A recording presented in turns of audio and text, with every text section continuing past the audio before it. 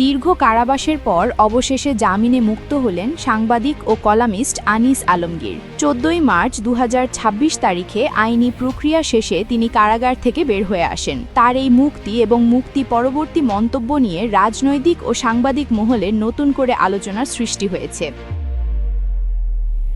উচ্চ আদালত থেকে জামিন পাওয়ার পর কারাগার থেকে তার মুক্তির আনুষ্ঠানিকতা সম্পন্ন হয়। কারাফটকে তার পরিবারের সদস্য, সহকর্মী এবং অনুসারীরা উপস্থিত থেকে তাকে স্বাগত জানান। এই সময় উপস্থিত শুভাকাঙ্ক্ষীরা তাকে ফুল দিয়ে বরণ করে নেন। দীর্ঘ আইনি লড়াইয়ের পর তার এই মুক্তি আইনি প্রক্রিয়ার একটি অংশ হিসাবে দেখা হচ্ছে।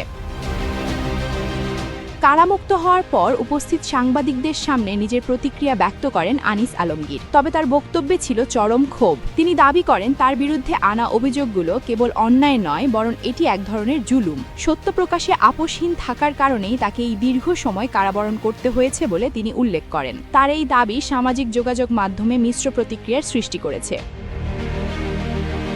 উল্লেখ্য যে বিভিন্ন সময় আলোচিত বিভিন্ন মামলায় অভিযুক্ত হয়ে তিনি কারাবন্দী ছিলেন। দেশের সাংবাদিক সংগঠনগুলো তার এই দীর্ঘ কারাবাস নিয়ে ইতিপূর্বে উদ্বেগ প্রকাশ করেছিল। তবে আইনি প্রক্রিয়ার মাধ্যমে জামিন পাওয়াকে আদালতের একটি স্বাভাবিক পদক্ষেপ হিসেবে বিবেচনা করছেন বিশ্লেষকরা। এখন দেখার বিষয় আইনি এই লড়াইয়ের পরবর্তী ধাপগুলো কোন দিকে মোড় নেয়।